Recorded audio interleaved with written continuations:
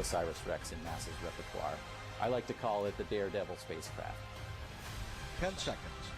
9, 8, 7, 6, 5, 4, 3, 2, 1. And liftoff of OSIRIS REx, its 7-year mission to boldly go to the asteroid Bennu and back.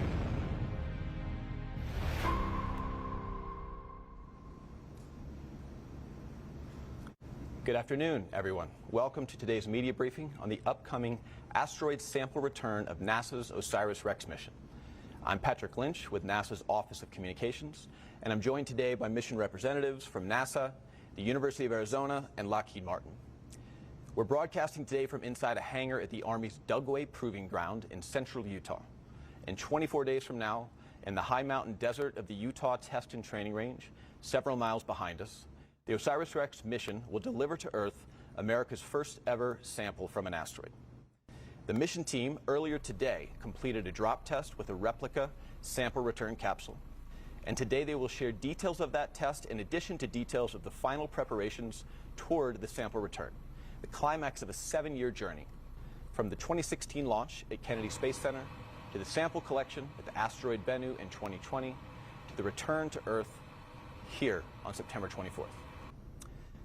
With us today, we have leaders of the OSIRIS REx mission. Melissa Morris, the program executive at NASA headquarters. Rich Burns, the project manager based at NASA's Goddard Space Flight Center. Sandy Friend, Lockheed Martin's program manager for the mission. Kevin Ryder, the OSIRIS REx deputy curation lead at NASA's Johnson Space Center.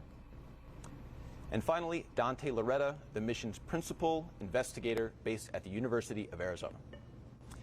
After remarks from our panelists, we'll open up to questions from the media in the room and on the phone line. For those on the phone, you can press *1 to get in the queue and ask a question. For those in the room, you can raise your hand. We'll bring a microphone to you. And with that, I will turn it over to Melissa Morris. Thank you, Patrick. I am so very excited to be here as we head into the final stretch of the delivery of these valuable and long-awaited samples back to Earth. As you may know, NASA's goal for science is to create a global community for exploration and discovery that fosters innovation and inspiration. And to that end, NASA invests in small body missions like OSIRIS REx to investigate the rich population of asteroids in our solar system that can give us clues about how the solar system formed and evolved. It's our own origin story. And remember, the O in OSIRIS REx is for origins. The planetary science mission fleet is huge with nearly 40 missions. And 3 of those missions to small bodies are being showcased this fall in something we're calling Asteroid Autumn. In September, we have, of course, the delivery of those samples from Bennu by OSIRIS REx. And in October, we have the launch of the Psyche mission to a never-before-seen metal-rich asteroid. And finally, in November, we have the Lucy flyby of an asteroid in the inner main belt with providing a test of their innovative autonomous terminal tracking system. And so OSIRIS REx, we're kicking off Asteroid Autumn. OSIRIS REx is a part of the Planetary Science Division's New Frontiers program, which supports medium-sized missions that are competed and PI-led. OSIRIS REx was a result of the New Frontiers 3 announcement of opportunity. It was selected in 2011. It launched in 2016 spectacularly, on time, and arrived at the asteroid Bennu in 2018 to begin an 18-month survey of the surface of the asteroid, in part to select a sample site for collection. And those samples were successfully collected in October 2020, and then OSIRIS REx headed home with the sample in 2021. And guess what? We're just a few weeks away, get a little bit clumped, from the delivery of those samples to the Utah desert. And so OSIRIS REx is a phenomenal mission. It has achieved so much already. It's the first U.S. mission to return samples from an asteroid. And that sample mass collected is the largest from beyond the orbit of the moon. And on a personal note, this mission is so important to me. It's directly applicable to my research into the formation of the solar system and early solar system materials, in particular components that can be found in meteorites that are thought to come from parent bodies that are very much like Bennu. So I am so excited to see what's in these samples. And I'll turn it over to Rich for a project overview. Thanks, Melissa. I'm Project Manager Rich Burns. I'm at NASA Goddard Space Flight Center. I've been the project manager of OSIRIS REx since launch. It's been an extraordinary journey of adventure and exploration. This mission is one pure exploration, meaning we didn't really know much about Bennu before we launched, so it surprised us in just about every dimension. Dante called it the daredevil spacecraft. Well, all daredevils practice, and that's what I'm going to talk to you about a little bit today. At least all daredevils that live to tell the tale, right? And we are survived coming home. So we're very excited to be in the final phase of this long journey, 7 years, as you saw. The journey started even before that. Dante's been running this marathon for a very long time. So how do we prepare? The Roman philosopher Seneca said success is when preparation meets opportunity. We're very fortunate to be in the position to be privileged, really, to be a part of this mission of exploration. So we take very seriously our preparation. The preparation consists of both tests and rehearsals, maybe indistinguishable to a lot of people, but we call tests when we're practicing commanding with the spacecraft, but we use a simulator instead, much as a pilot would fly a flight simulator. Rehearsals, we put our team in the field, in the environment they're going to be in, using the communication tools and the equipment they're actually going to use on the day of recovery. And you're going to see some of that from us in the upcoming graphics. Today, as Patrick mentioned, we conducted a drop test from a helicopter. So we dropped a replica, as you see right here. This is the real replica that we dropped from the helicopter about 7,000 feet altitude. It deployed its main parachute. This represents the final phase of flight for OSIRIS REx sample return capsule and the sample being delivered home under the main chute. The descent is quite gentle from this point forward. It comes screaming into the atmosphere, but this main chute slows it down significantly. This is our first opportunity to work with our colleagues at the Utah Test and Training Range to track the capsule as it descends under the main parachute using the sensors that are here at the range. That worked beautifully to locate the sample, the location of the landing, and then recover the capsule from there. Yesterday, we placed the capsule on the range and practiced our recovery techniques.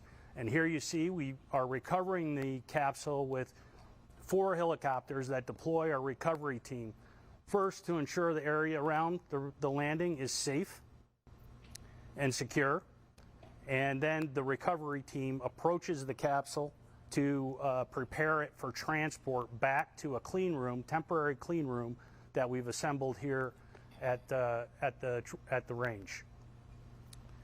This takes quite a bit of processing on the ground before the capsule is ready to be transported. Human safety, as you're going to hear from me in a bit, is our #1 priority. So we make sure that the capsule itself is ready for transport, prepare it, put it in a cargo net, and transport it back under a long line via helicopter to a building you saw this afternoon with a temporary clean room embedded in it. We land under that long line, and the capsule itself gets transported into the building and into the clean room itself for disassembly, and ultimately, as you'll hear, transport to our curation facility. We're very excited about this process, but let me tell you a little bit about what precedes the reentry. We have major decision just 4 hours in advance of when that capsule enters the Earth's atmosphere. That's whether the spacecraft will release the capsule or not. That decision is based on 3 criteria. Human safety is our #1 priority, as I said. Capsule survivability. The environment, as you'll see, is very harsh during the atmospheric reentry. Capsule reenters at 12.3 kilometers per second and heats up very quickly. And then the third is landing accuracy. Can we land in the prescribed area that we know is going to be safe and free of people?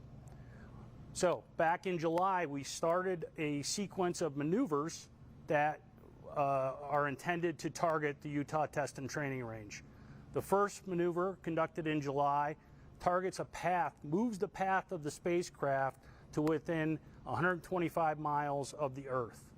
Then on September 10th, we'll target the Utah Test and Training Range, followed by a maneuver 1 week later to refine that targeting.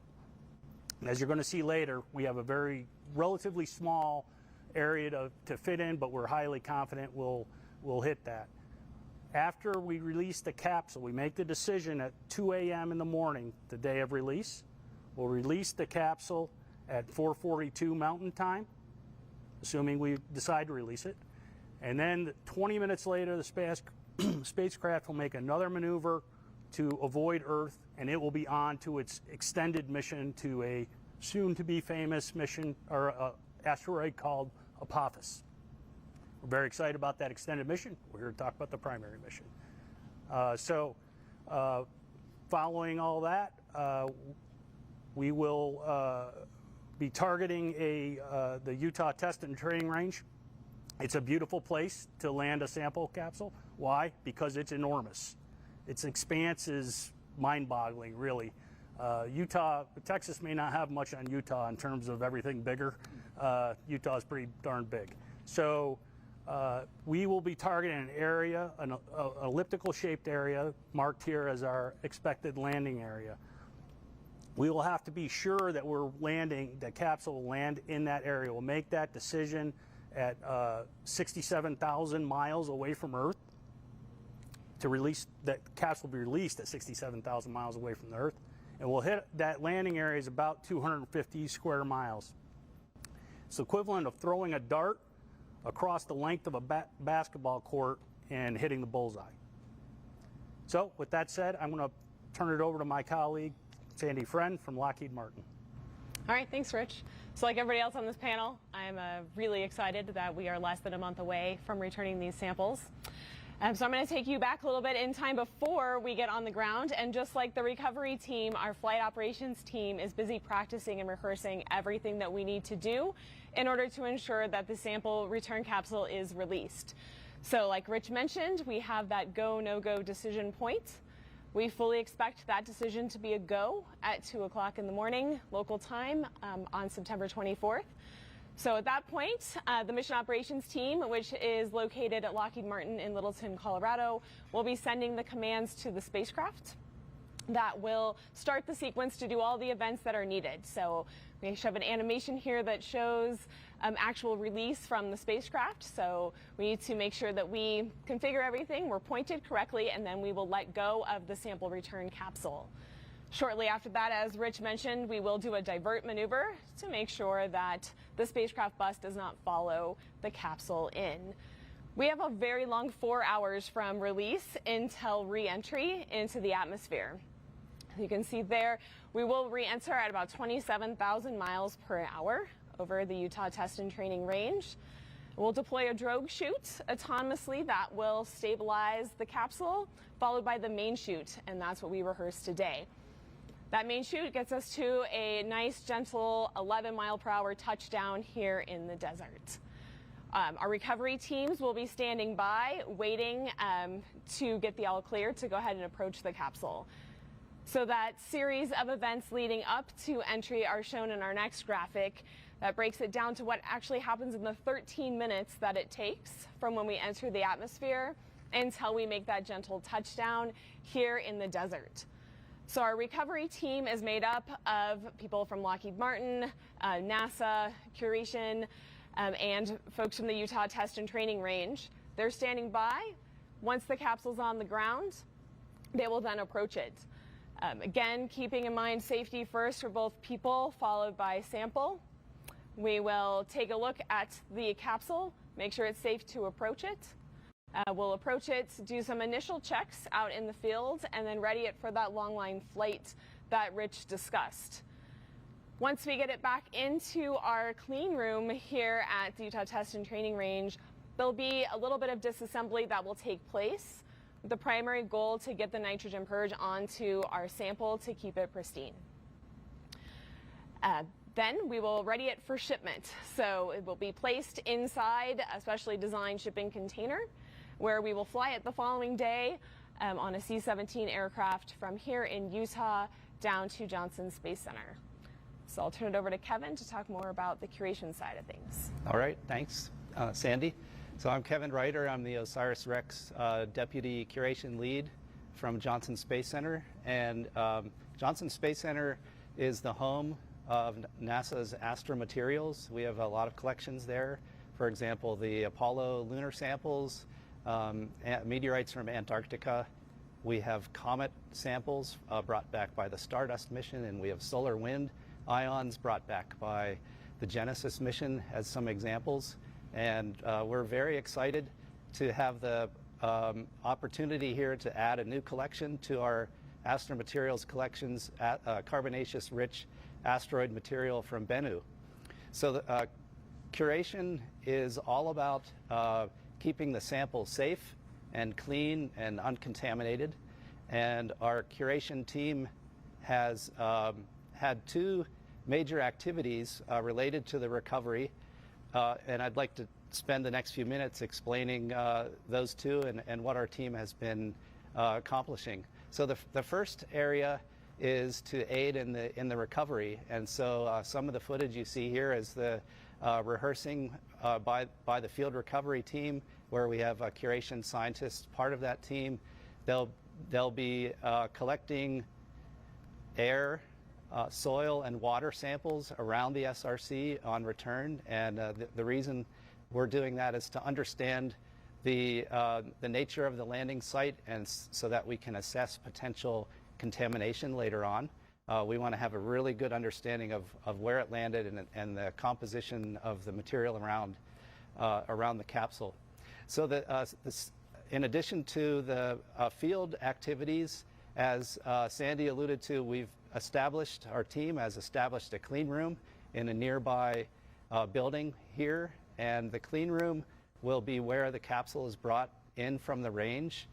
The clean room, we've been working on this for a couple of months. Activity started back in June, and we have now, as you can see, established a fully functional clean room ready to receive the sample.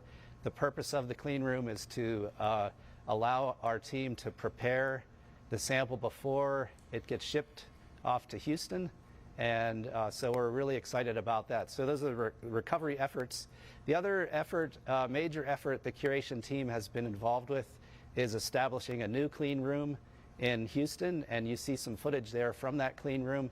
The clean room was established as a dedicated clean room for this sample, so that we do not cross-contaminate with other collections. So we will only have Bennu samples in this clean room. And you can see in the footage there are two main components to the within the clean room. There are two nitrogen glove boxes that the sample will be handled and processed in, and this is to protect the sample from contamination. Again, the goal is to be clean and uncontaminated. And so the first glove box you see there, the larger glove box, will be where the lid is removed from the sample canister. That will reveal the TAGSAM collector head that collected material directly from the surface of Bennu. Once that is revealed and removed, it'll be temporarily contained and transferred to a second glove box. In that second glove box, the TAGSAM will be disassembled, and that'll take some time. So it'll be a long, several-week process to get in to reveal the bulk sample that lies within all of that hardware. So once that occurs, we will start to characterize the sample, understand better what we have, how much we have, how many different rock types and lithologies there might be within the sample. The characterization will be used to determine material that we allocate to international partners from JAXA and the Canadian Space Agency, as well as determining what material will be appropriate to allocate to the science team for their studies. And with that, I think I'll turn it over to Dante, who will tell you more about the science. Thank you, Kevin. It's really amazing to be here today. I've imagined the series of events that we've been rehearsing for literally almost 2 decades. And I have the honor of sharing the stage with these amazing people, and they represent organizations that have brought hundreds of individuals to achieve this mission success. As you can see from the first graphic here, I've grown up on this program. I don't even recognize this kid from 2008 who was writing that New Frontiers proposal to convince the agency to let us lead this program to bring back these amazing samples from the dawn of our solar system. Launching in 2016 seemed like the highlight of my career at the moment, but it was really just the beginning of getting us to this incredible world, this small asteroid named Bennu that holds clues, we believe, to some of the deepest questions that we ask ourselves as humanity. Let's take a look at the asteroid. It's a stunning celestial object. To give you a sense of scale, it's about 500 meters or a little over 1,600 feet in size. That's about the size of the Empire State Building, or like a small mountain. I like to think of Bennu as a small mountain floating in outer space. And its shape is particularly intriguing. It literally is a droplet made out of rock, gravel, and boulders that are barely held together by their own microgravity.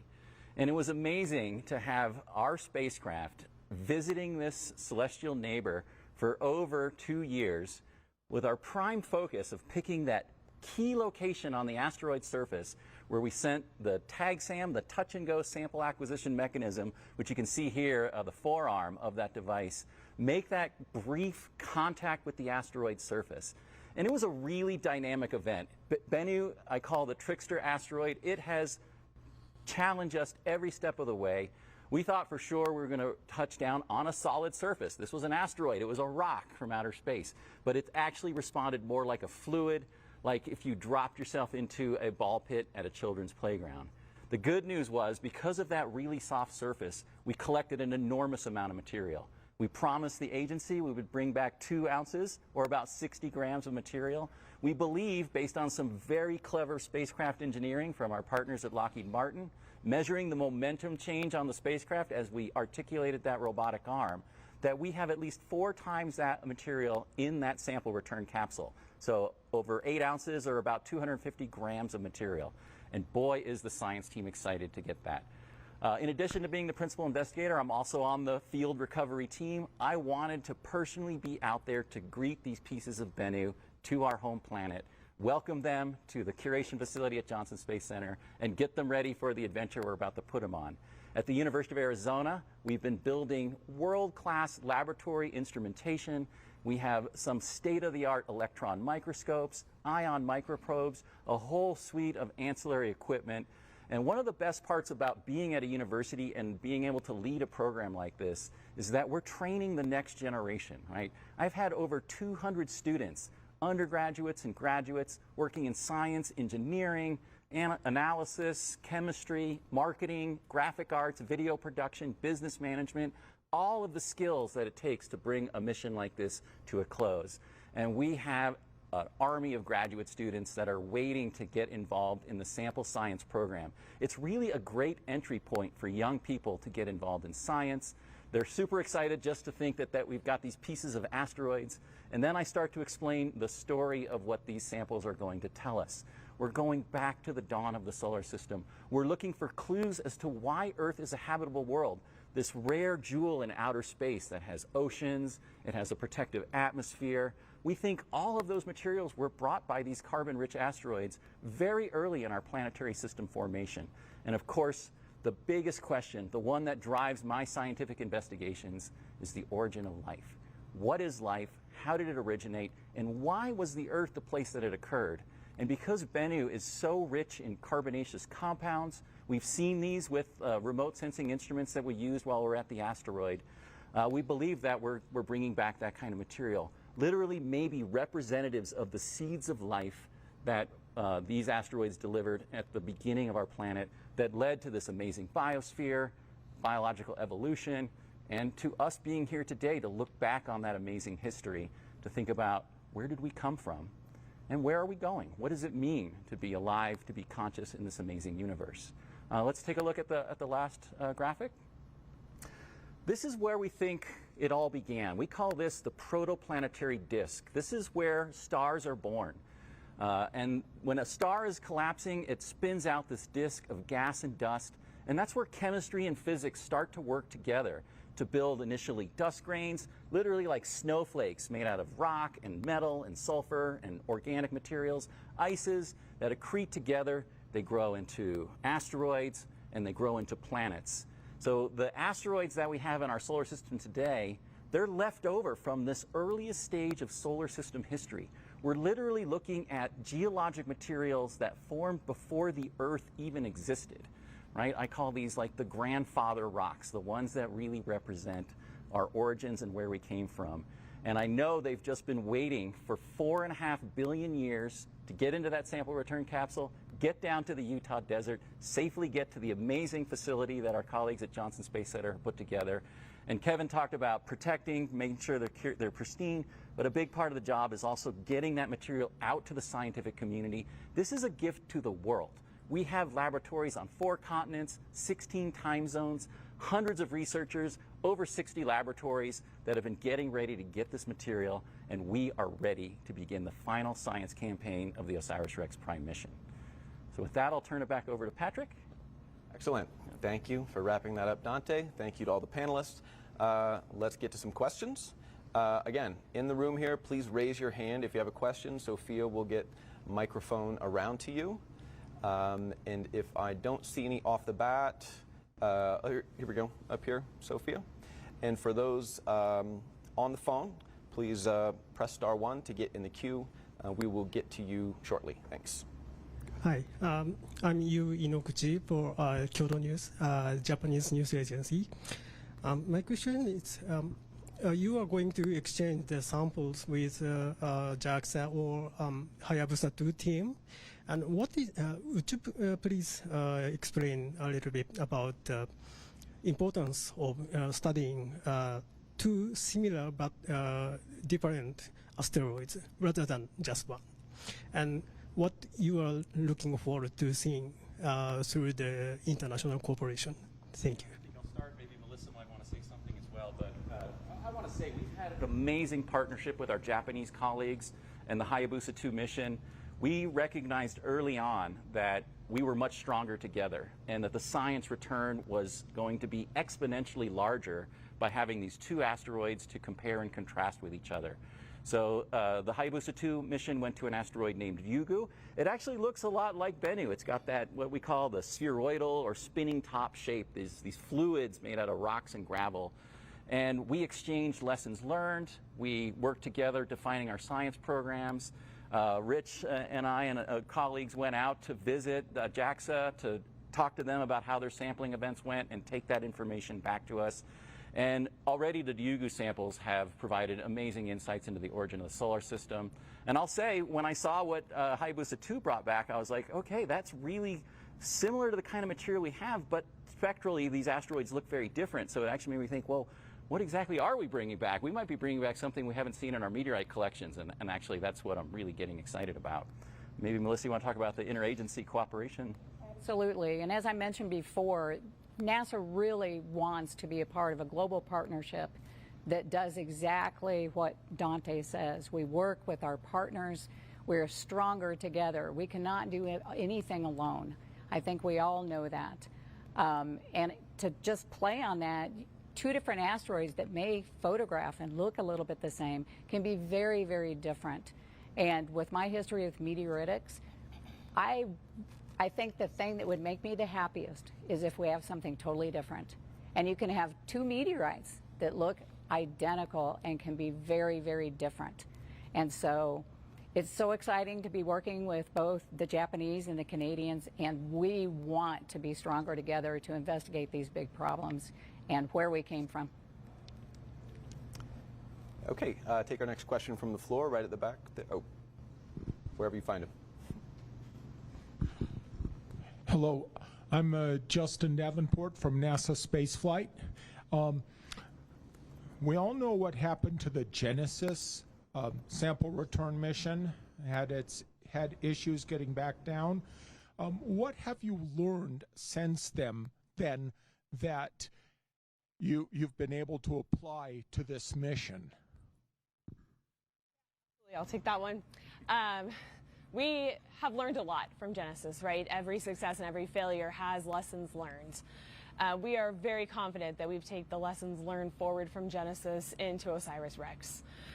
We have done an extensive test program on our sample return capsule before we launched it, and continue to look very deep inside of the capsule to make sure we understand absolutely everything that's in there. Now, sample return missions are hard. There's a number of things that can go wrong.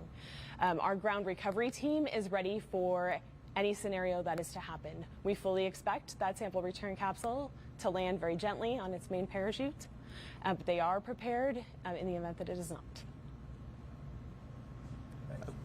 Okay, let's take, go ahead and keep raising your hands. We'll move the mic around in the room. Next question we're going to take from the phone line. Marcia Dunn from the Associated Press, you are up. Go ahead.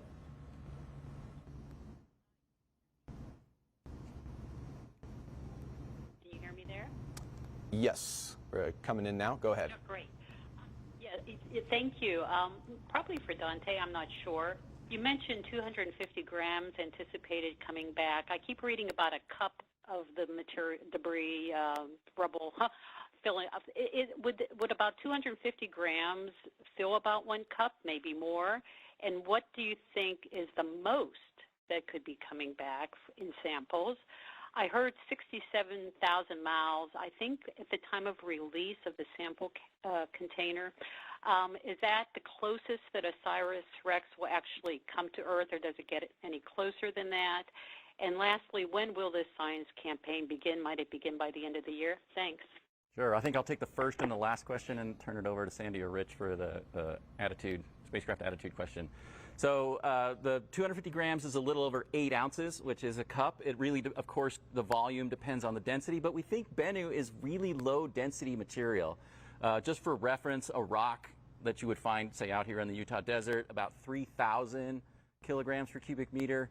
The bulk Bennu asteroid is about 1/3 of that, which is just above that of liquid water, which is a shockingly low density for geologic material. And then when we looked at what happened when we made contact with the asteroid surface, it was about half that. The area where we contacted the Bennu was about 500, so 1/6 the density of your average rock. So a cup is a good visual assessment. Of course, we don't know how the material is going to respond in the gravity field of the Earth, and it may compact, but based on what we know about the bulk density of Bennu and the mass that we estimate that we've collected, that's roughly of order of 1 cup. In terms of when the science campaign is going to start, I'm obviously pushing for as fast as possible. And the good news is we've worked with our colleagues at Johnson Space Center to identify the ability to sample very quickly in the processing. When we stowed the TagSam device inside the return capsule, it was leaking material. It was a moment where we rallied, overcame the obstacles, and safely got the material stowed away. But there's probably particles that are moving around inside the science canister. So any dust that's visible as soon as we open up the canister, which might be as early as September 26th, there's going to be a sample, like a wipe taken, and that material is immediately being delivered to a quick look analysis team ready at Johnson Space Center, which in addition to having a curation facility actually has an amazing sample analysis suite of instruments as well. And we're going to get busy. University of Arizona researchers, NASA researchers, we have colleagues from the Smithsonian, from Purdue University. They're going to be ready to receive that sample and get us an immediate assessment.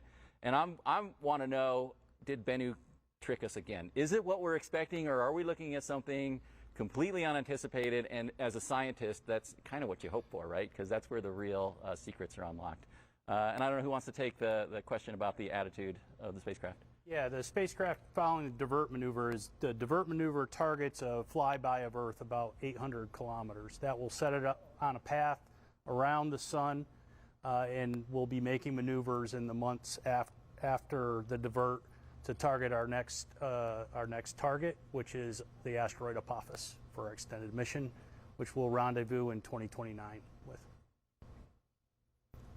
Okay, great. Let's take our next question from the phone, and then we'll go to the floor next. So I believe Gina Sinceri from ABC News, you are up next, and go ahead with your question. Thank you. This is for Dante. Could you talk for me quickly what the nail-biting moments are for you guys? Yeah, you know, it's been amazing to look back on this journey, and, you know, I ask myself, how many heart-pounding moments can you have in one lifetime? Because I feel like I might be hitting my limit. To me, of course, it's the go, no-go poll. I've already voted, for the record, it's go from the PI. So that's literally on the record. They don't poll me. They know my opinion. But there's human safety, and I understand that's why I have Rich as the project manager to make that call, and I trust him implicitly to do that for us. So, of course, if we don't release the capsule, then there's no work to do here on the ground, and we're waiting 2 years. There's an opportunity in 2025. It's risky. We have to get close to the sun beyond what we tested the spacecraft to do. We don't want to do that. We want to release that capsule. And then it has to separate from the spacecraft. There's some action. There's cables that need to be cut, and a mechanism that pushes and spins the spacecraft out. That has to work properly. And then, of course, we have to deploy the parachute. And that requires batteries to be depassivated. We'll have information before we release the spacecraft. And it was great to watch the drop test today. It was just like a little sneak preview of that emotional moment. As soon as I see that parachute unfurl, I know we made it. We made it to the surface of the Earth. We've achieved that mission success criteria to safely get that sample down to the ground. And at that point, I think it's all downhill from there. Everything we've rehearsed, getting out of the field, getting it to the clean room, getting it on an airplane, getting it into the curation lab, I think that at that point, it's just fun and games and sample science. Okay, great. I think our next question from the floor right here. Sophia has a microphone. And if you could state your name, and if you know who the question's for, go ahead and direct it to them. I do. Thank you. Chris Kokinos. I'm writing for Astronomy Magazine. I actually have a couple questions. One, I think, for Sandy, and then a question or two for Dante.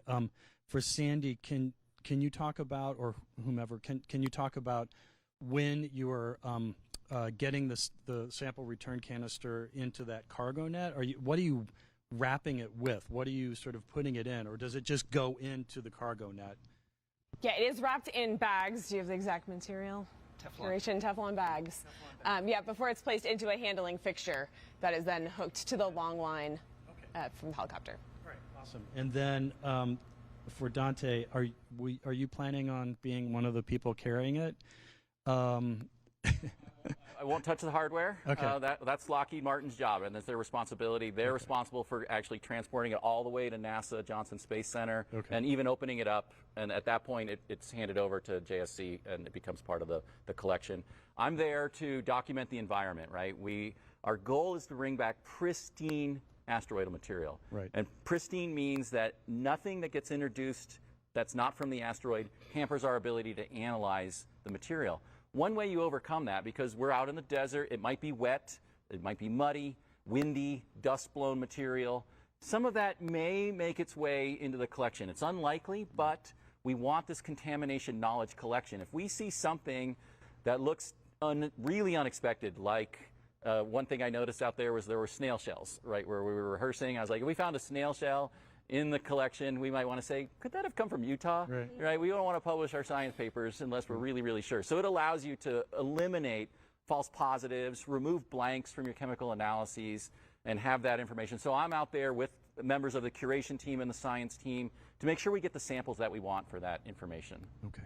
And then just lastly, how hydrous is Bennu? I mean, is there any chance that there might be some interesting biotic or even almost biotic chemistry? I mean, is that the kind of dream scenario? Bennu appears to be heavily hydrated, and we have an instrument on there. It's called the OSIRIS instrument. It was built by our team members at Goddard Space Flight Center, and it looked across wavelengths in the infrared beyond what human eyes can see. And there's a drop in signal at a long wavelength that is very indicative of water molecules. And you might think, well, this thing's in the inner solar system. It's a near-Earth asteroid. The surface is way too hot for liquid water or for icy water. It's inside clay minerals. It's locked inside a crystal structure. My estimate is about 10% by weight of the asteroid is water, and maybe 5 to 10% by weight is carbon. These are, my bets. We're going to have to analyze it to see how well we did with the instruments, and that's one of our science objectives. In terms of could it have biotic material, that's a vanishingly small probability. We worked hard with NASA's Planetary Protection Officer to evaluate that. We're unrestricted Earth return. We're not doing biohazard containment or anything like that because that risk is vanishingly small. But we do think that there may have been evolution of the organic molecules that could give you insights into the initial stages of the origin of life. One of the things we see on the asteroid that we haven't seen in Yugu samples and we haven't seen in our meteorite collections are hydrothermal mineral deposits, long veins of salty materials that suggest a hydrothermal system very much like what we get at the deep ocean, mid-ocean ridge, what we call alkaline hydrothermal vents, which is a key environment where we think origin of life chemistry may have started. So what I want to know is how do you go from a simple carbon molecule like methane, which is a natural gas, to something like an amino acid, which makes our proteins, or a nucleic acid, which makes up our genetic material. So we're looking for anything that might get you down the pathway to a biomolecular system. Okay, great. Let's take a next question from the phone, and then after that we'll go to the floor. So if you have a question here in the room, go ahead and raise your hand. But our next question from the phone, from Marina Corin from The Atlantic. Go ahead. Hi, I'm Marina Corin with The Atlantic. Can you describe the immediate actions that would be taken in the event of a crash landing, like the top 35 actions? And then let's say there was a crash landing. Is there any scenario in which some of the samples could be preserved and be scientifically useful, or would it all be considered contaminated? Thank you. Want to take the first part and take the second? Sure. So like I mentioned, the team is prepared for a hard landing scenario. The first thing is, of course, human safety. So we'll need to approach the sample return capsule. We know there is unfired ordnance, or there may be unfired ordnance in that scenario. We need to assess the state of the hardware on the ground to make sure that it is safe for people to approach what protective equipment that they need. After that, the priority moves to bulk sample safety, and if we can save the bulk sample, how quickly we can get that underneath some sort of purge. So that's right. Yeah. So we have the tag SAM, which was that disc-like device, basically kind of an air filter where the bulk sample is inside an aluminum canister, which then has the heat shield and the back shell on top of it. So it will really depend on the situation and how we see the state of that hardware. But the goal is to get the canister and the tag SAM as quickly as possible into the clean room at the building here at the UTTR, and then survey the environment to see if there were some escapees, if some particles got out onto the Utah desert surface. And we have a very detailed plan. We'll grid out the whole area and painstakingly go through and evaluate all the material, probably collect a lot of Utah surface material, because we know we can still extract information. We may lose some of the more delicate compounds, but these things make it to the Earth as meteorites, so there's still going to be valuable science to do, even in the event that, the stuff of my nightmares, that the capsule parachute doesn't open and we're in the hard landing contingency. Fortunately, I have a backup team member who will help me with the emotional state, and also probably to be the one I send out there to go deal with it. But we've got a great plan. Curation team is ready. They've got the equipment. We've got a breach team, which actually Kevin is on, so you might want to talk a little bit about what you'll be doing to get ready for that scenario. Yeah, well, I wanted to first just say that that's one reason, those sorts of scenarios are one reason to have a clean room established here, so we're ready to work on the sample in that unexpected state in a clean environment, safe environment, and have the time to do things correctly and in a as least contamination environment as possible. But we do have plans to have a breach team out staged at the edge of the landing ellipse, and the breach team will be able to go out and make an assessment of the landing area, coordinate with folks back here in this area to try to get people out there, get supplies. We'll have contingency supplies ready to go and staged, and get them out there as fast as possible. Okay, great, thanks. Take the next question from the floor, the back of the room. Go ahead. Thank you. My name is Spencer. I'm a reporter with Fox 13 News here in Salt Lake City. Welcome to Utah, everyone who's not from here. But my question's mostly for Dante or anyone else who'd like to answer this. You mentioned you wanted to be out there and greet the sample back home, greet it to Earth, almost like you're greeting a child. Is that just because you've been around this for so long, you saw it launch and you want to greet it back, or is it something more that you have this physical, emotional connection to this mission and to the sample? What drives that affection towards this mission and the sample that's being brought back? Yeah, there's a lot of emotions involved right now. You know, when you think about the journey, how much I've learned, how much I've grown, the people that I've worked with, the amazing team. I mean, the best part of the program is the team, the people, the camaraderie, the unifying identity that OSIRIS REx provides. So there's just emotion. The spacecraft carries emotion for sure. And yeah, but let me just finish. So Bennu is like an old friend, right? At this point, you know, even though it's a trickster, it likes to play jokes on us. It likes to challenge us. We thrive on that. And I really feel a connection to this asteroid. It's holding these clues, and I think it wants us to study. I think it wants us to unravel this mystery, to explore these giant questions. So yeah, I just felt like I had to be there. I just had to see the program, the flight program of the Prime mission come to a close. Yeah, and as I said, I'll add to it, because before I became the program executive, I was the deputy program scientist for the mission. This is the mission that I always say was meant for me, because I've participated in research in almost every aspect of this mission except for, I think, one. I started out as an observational astronomer, went into theoretical astrophysics and meteoritics, and studying meteorites that are very much like this. And I've worked with the people that are on this team on both the science side and the engineering side, and this amazing team that has pulled off so many miracles.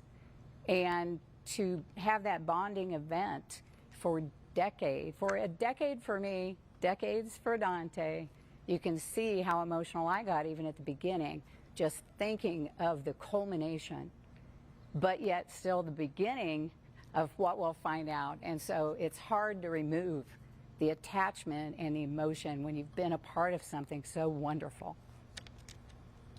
Yeah, let me just say one other thing, right? We stand on the shoulders of our team. Our team has excelled at every step of this, met every challenge that we've asked and that Bennu has demanded of them. And one thing that we tend to do is anthropomorphize the spacecraft, right? Remember when we tagged? Remember when we orbited? We're not on the spacecraft, right? Kids say, is anybody on that spacecraft? Well, a little bit of us is on that spacecraft, and a little bit of us is coming home with that.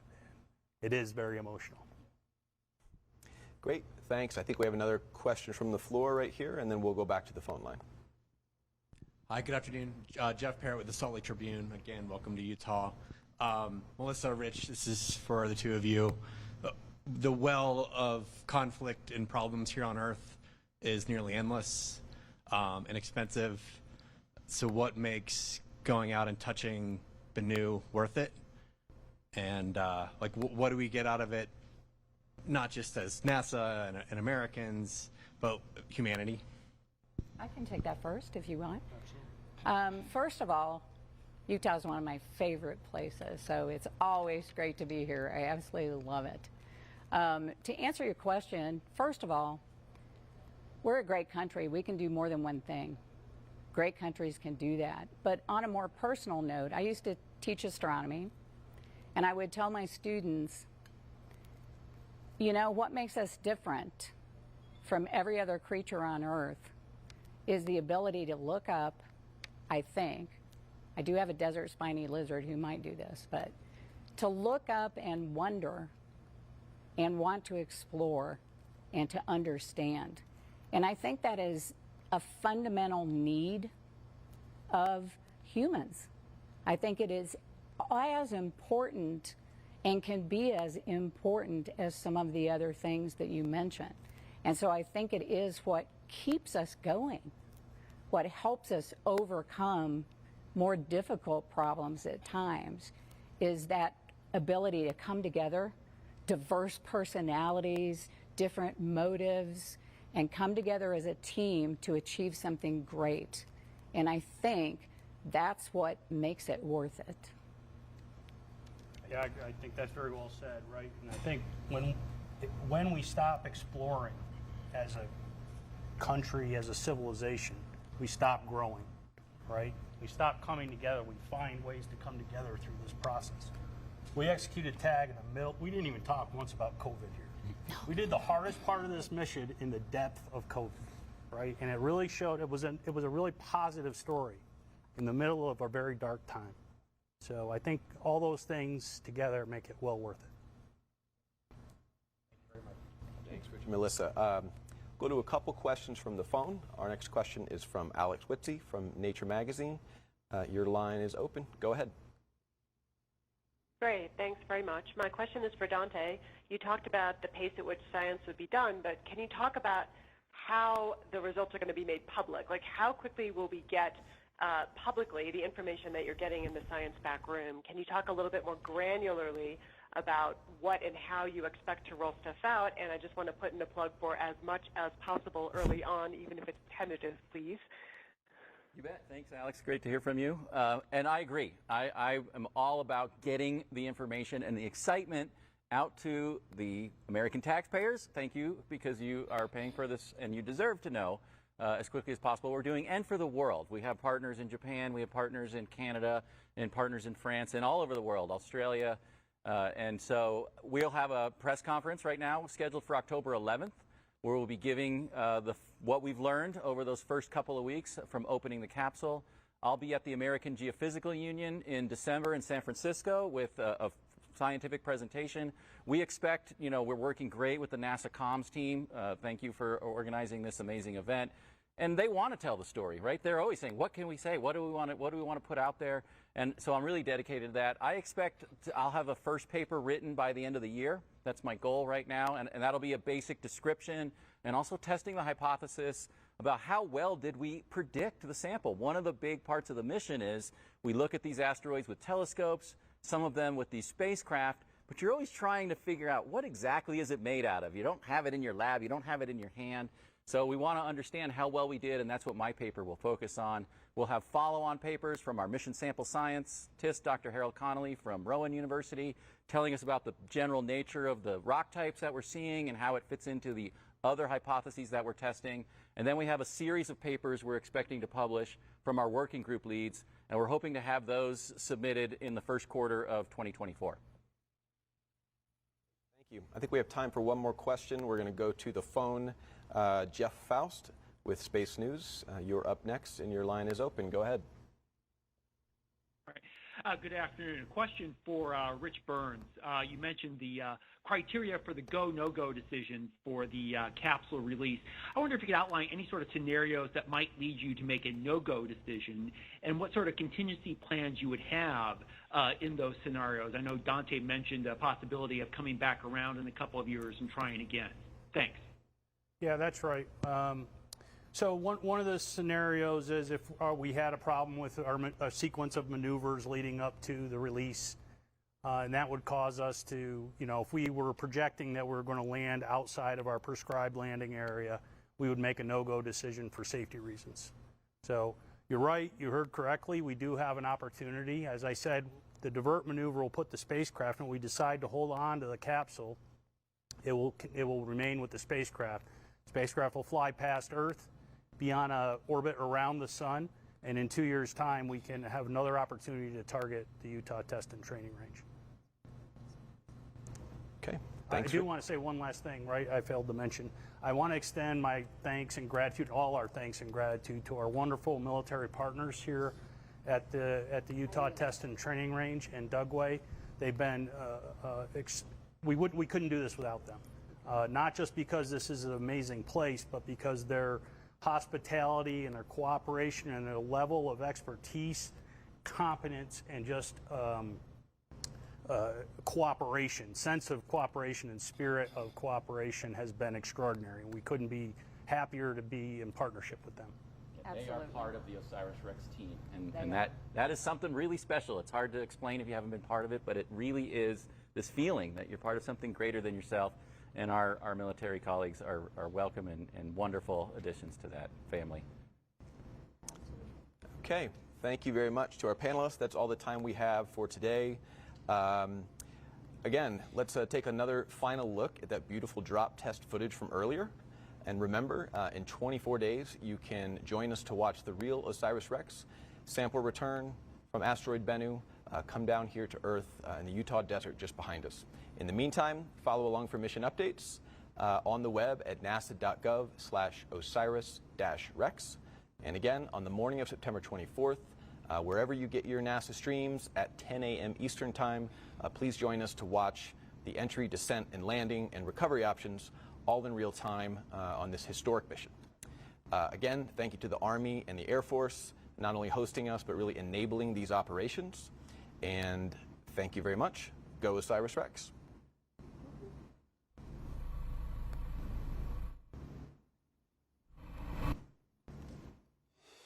OSIRIS REx is NASA's first asteroid sample return mission. It launched in September 2016 on a journey to explore a near-Earth asteroid called Bennu. After arriving in 2018, OSIRIS REx spent nearly 2 years orbiting Bennu, mapping and studying its rugged terrain before carrying out its primary science objective. On October 20th, 2020, the spacecraft ventured to a small crater in the asteroid's northern hemisphere. It dodged jagged rocks and towering boulders and plunged its arm into the loose surface, excavating 6 tons of debris while collecting about 250 grams of material. OSIRIS REx stowed its bounty and closed its sample return capsule. It bid farewell to Bennu in May 2021, embarking on a 1.2 billion-mile cruise back to Earth.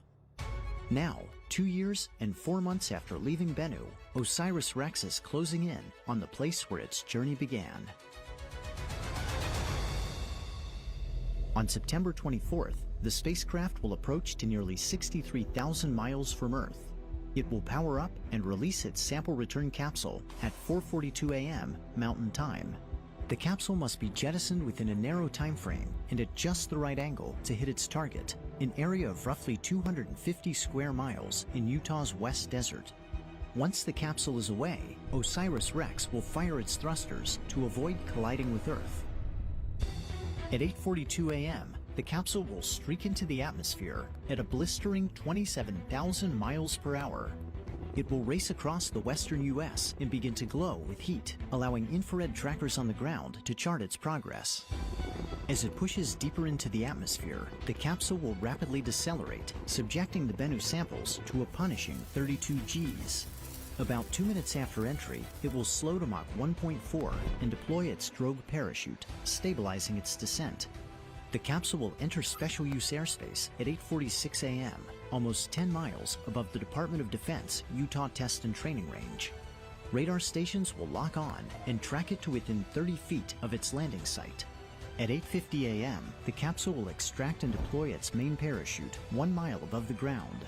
It will make its final descent at a leisurely 11 miles per hour, like a marathon runner savoring a victory lap, before touching down in the desert soil at 8:55.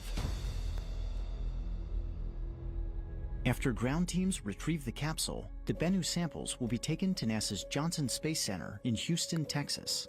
The sample canister will be opened in the Astro Materials Acquisition and Curation Facility, and the samples will be curated, distributed, and studied for decades to come. Having delivered its cargo, the OSIRIS REx spacecraft will depart Earth, but its journey will not quite be finished. In a daring encore, the renamed OSIRIS Apex will enter an elliptical orbit of the Sun, repeatedly passing within the orbit of Venus and pushing the limits of its thermal design. Beginning in 2029, it will chase down and investigate Apophis, a 1,200-foot stony asteroid destined to make an exceptionally close flyby of Earth. After 13 years in deep space, at the start of a new decade alone on a new world, the journey will continue.